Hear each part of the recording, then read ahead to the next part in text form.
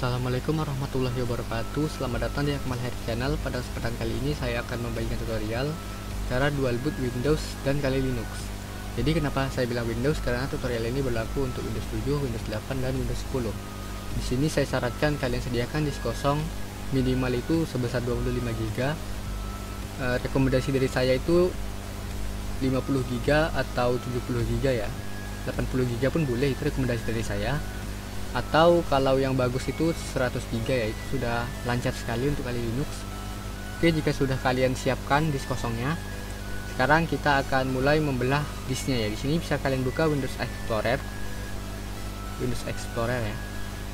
Kemudian di disk PC ini kalian klik kanan, kemudian Manage. Ini untuk di Windows 10, kalau untuk Windows 7 itu di komputer kalian klik kanan dan Manage ya, itu sama saja. Windows 8 gitu juga.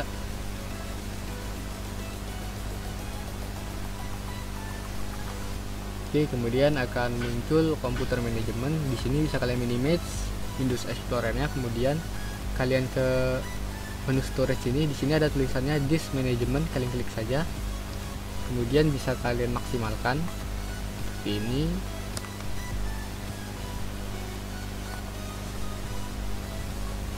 Oke, kemudian ini kalian bisa pilih disk yang mau kalian belah ya. Di sini saya mau belah drive E ya. Di sini mau saya belah drive E. Saya akan alokasikan 70 GB dari drive E ini untuk Kali Linux. Oke, setelah kalian pilih, kalian klik kanan pada disk yang mau kalian belah. Kemudian kalian klik shrink volume ya. Kemudian kalian tunggu sebentar. Oke, jika muncul seperti ini, kalian bisa buka kalkulator ya. Kalkulator.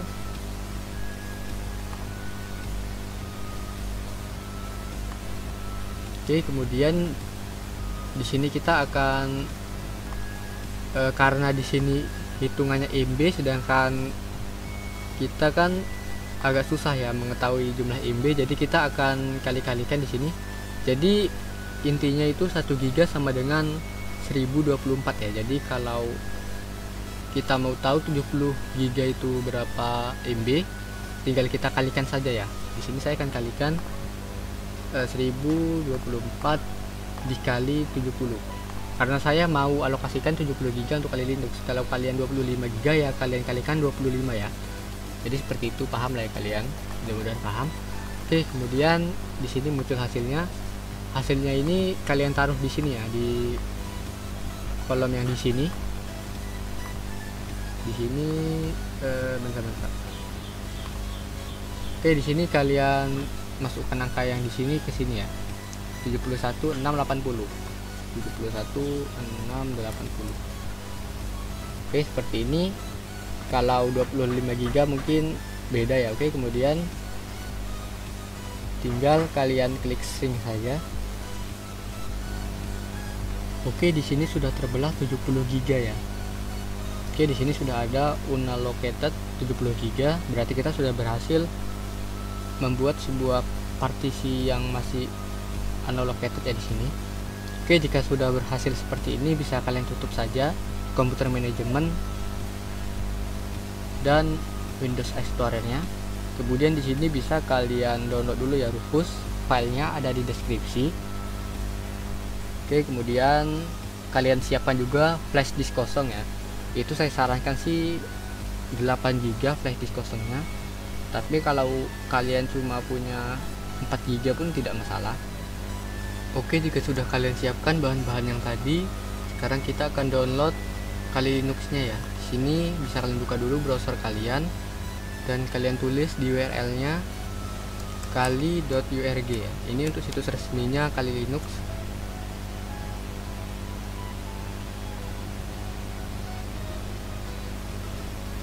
Oke, kemudian kalian masuk ke menu download dan kalian klik yang Kali Linux. Oke, kemudian di sini bisa kalian pilih yang atas ini ya, yang image name. Di sini bisa kalian pilih sesuai bit laptop kalian ya. Di sini ada yang 64 bit, yang ini. Kalau yang ini yang for Apple ini kayaknya untuk macOS ya, mana tahu mau dual boot dengan macOS itu pilih yang ini untuk laptop Apple kayaknya. Dan ada yang 32 bit ini yang bawah ini 32 bit. Jadi kalau kalian mau downloadnya 32 bit bisa kalian download yang ini ya, yang Kali Linux 32 bit installer. Kemudian kalau yang 64 bit kalian pilih yang Kali Linux 64 bit installer ya. Di sini bisa kalian klik yang di sini. Jadi dia akan download seperti ini, ukurannya 4 GB ya. Cukup besar, jadi sediakan kuota internet dulu. Di sini karena saya sudah download, jadi saya nggak akan download lagi ya, karena ukurannya besar. Jadi sekali download saja cukup. Oke, jika sudah kalian download installer Linuxnya, sekarang bisa kalian tutup dulu browser kalian dan kalian buka Rufusnya ya. Oke, ini Rufusnya sudah saya buka. Kemudian kalian pilih ya flash disknya, jangan sampai salah. Saya pilih yang ini. Kemudian di bagian boot selection kalian pilih disk or ISO ya. Kemudian kalian pilih select untuk memilih ISO nya.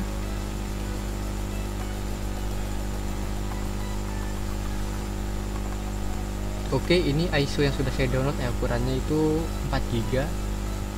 Kemudian kalian klik open atau kalian double klik, itu sama saja. Kemudian dia akan scan image, kalian tunggu sampai selesai. Oke, jika sudah selesai, di partition scheme kalian pilih sesuai laptop kalian ya. Karena saya MBR jadi saya pilih MBR. Kalau kalian GPT pilih GPT ya. Kemudian untuk target system, karena saya pakai BIOS saya pilih BIOS ya. Kemudian untuk volume label saya namai Kali Linux saja. Kemudian untuk file system biarkan default ya 432. Untuk cursor size biarkan default juga. Kemudian langsung saja kalian klik start ya. Kemudian akan muncul seperti ini, kalian pilih write in DD image mode ya, jangan yang atas tapi pilih yang bawah yang write in DD image mode. Kemudian kalian klik OK. OK lagi. Dan kalian tunggu proses printing image-nya sampai selesai.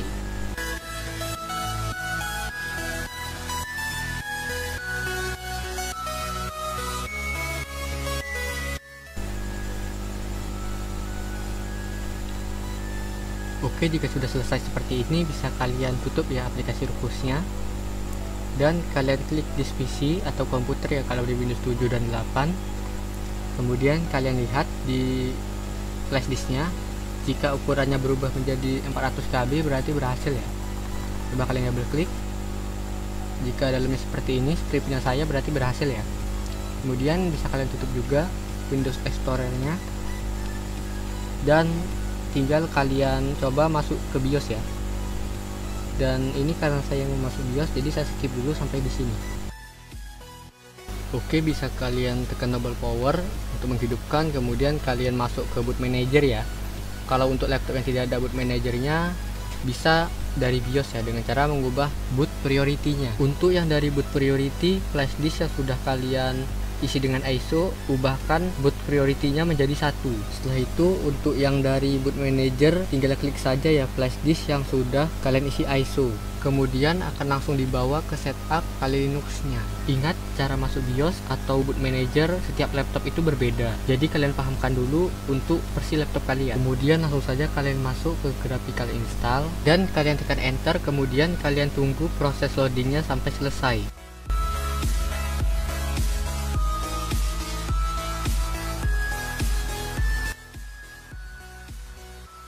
Kemudian bisa kalian pilih bahasa di sini dan tekan enter. Kemudian bisa kalian pilih negara di sini dan tekan enter.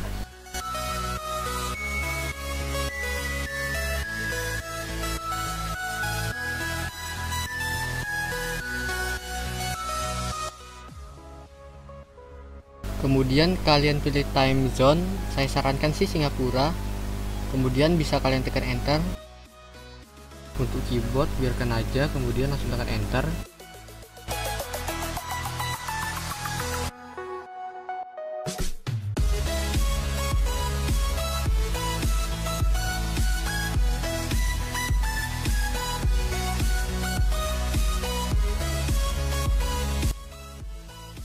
Kemudian kalian pilih jaringan kalian di sini. Karena saya pakai WLAN, jadi saya pilih WLAN.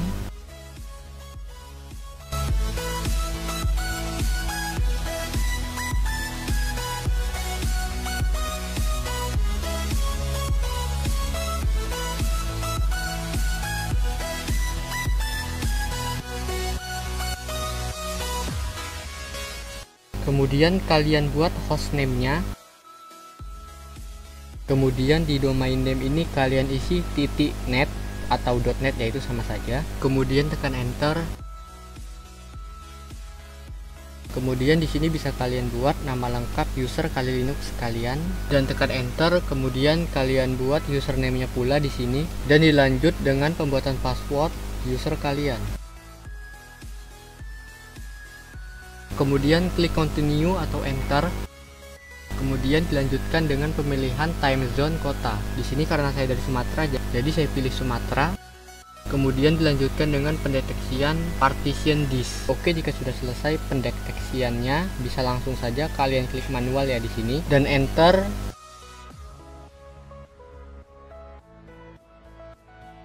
Oke, kemudian bisa kalian pilih disk yang sudah kalian format tadi atau ada tulisan free space ya dekat sampingnya.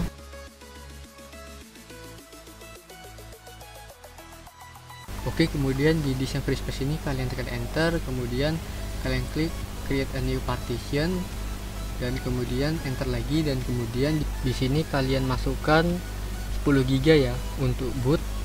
Jika kalian alokasikan 20 GB, maka bisa kalian masukkan 2 GB ya atau 4 GB untuk bootnya. Semakin besar ukuran untuk boot itu, maka akan semakin kencang ya bootnya. Kemudian kalian tekan enter, dan di sini saya sarankan kalian pilih primary, tapi kalau tidak bisa pilih logical pun tidak apa-apa. Kemudian beginning dan enter. Nah, kemudian lagi di sini di bagian mount point-nya kalian klik dan kalian pilih yang boot ya. Kalian pilih /boot. Kemudian don't set up the partition.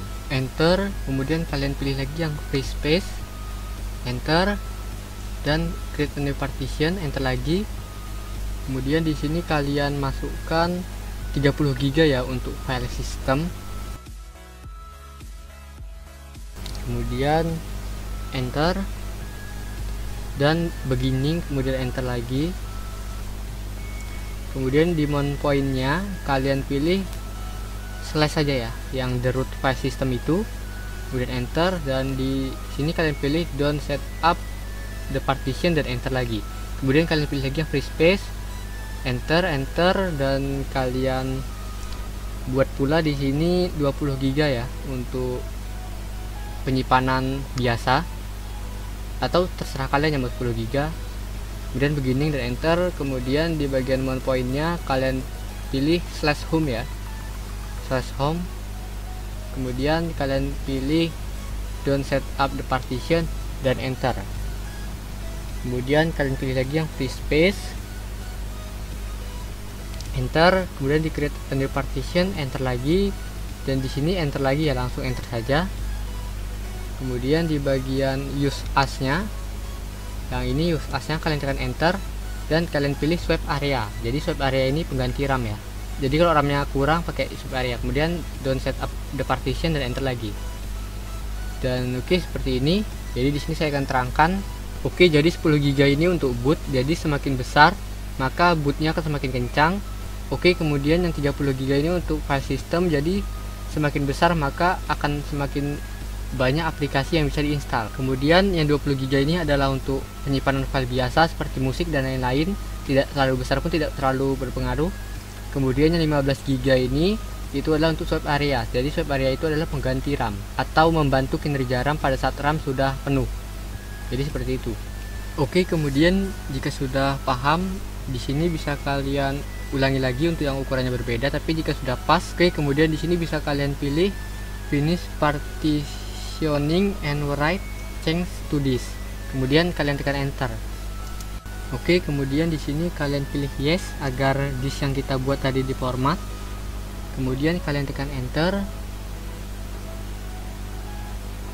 atau continue. Kemudian kalian tunggu sebentar. Jadi kalian tunggu saja proses formatnya dan proses write-nya.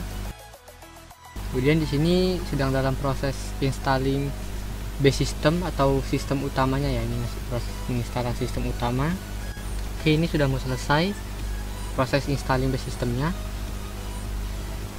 Kemudian sedang configure Fargate Manager, kemudian masih installing software. Pokoknya di tahap ini laptop kalian jangan sampai mati ya, karena kalau mati itu bisa bahaya. Oke, kemudian di bagian ini saya sarankan kalian centang yang desktop environment yang paling atas, kemudian KDA Plasma, dan default recommended tools available in the live system. Jadi itu saja ya, jadi 3 itu saja saya sarankan. Yang lain tidak usah karena tidak penting, tapi karena saya biar cepet jadi saya pilih sendiri, karena KDA Plasma memang agak lama tapi itu yang bagus. Kemudian kalian tekan enter dan kalian tunggu proses installing 3 hal tadi sampai selesai. Oke, ini sudah mau selesai, kalian tunggu saja sampai benar-benar selesai. Kemudian ini sedang proses installing group ya, group bootloader. Kalian tunggu saja sampai selesai. Kalau kalian pilih tadi primary di bagian bootnya, itu tidak akan muncul hal seperti ini ya. Tapi kalau kalian pilih logical maka akan muncul seperti ini. Di sini saya sarankan kalian pilih yes ya, karena ini akan menginstal grup di primary drive gitu. Jadi kalian pilih yes saja, kemudian kalian tekan enter. Tapi kalau tidak ada seperti ini, ya udah lanjut saja langsung ke tahap selanjutnya. Kalau udah seperti ini, kalian pilih yes dan enter. Kemudian di sini kalian pilih hard disk tempat penyimpanan Windows kalian ya, biar grup bootloadernya itu diinstalkan ke Windows. Jadi seperti itu. Kalau di laptop saya itu hard disknya di paling atas ya, yang DevSDI itu. Kemudian jika kalian sudah jumpa hard disknya, kalian tekan enter. Ingat ya, sampai salah pilih ya. Jadi kemudian ini adalah proses bootloader, penginstalan grup bootloader. Kalian tunggu saja prosesnya sampai selesai. Oke, kemudian jika sudah selesai, maka kalian akan masuk ke finishing the installation, yang berarti ini adalah penginstalan terakhir ya, penginstalan bagian-bagian terakhir. Kalian tunggu saja, karena memang prosesnya agak lama, tapi ini saya skip biar cepat. Oke, jika sudah selesai, langsung saja kalian tekan enter ya, atau kalian pilih continue. Kemudian dia akan membersihkan semua cache-nya ya, cache bekas instalasi. Kemudian maka laptop kalian akan restart sendiri. Kalian biarkan saja.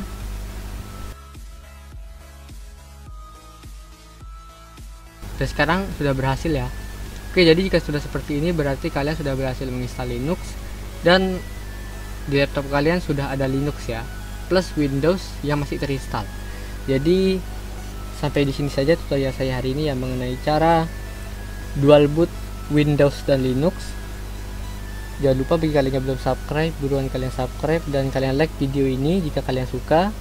Dan jika ada masalah atau kalian ada yang masih bingung, tulis saja di kolom komentar. Dan wassalamualaikum warahmatullahi wabarakatuh.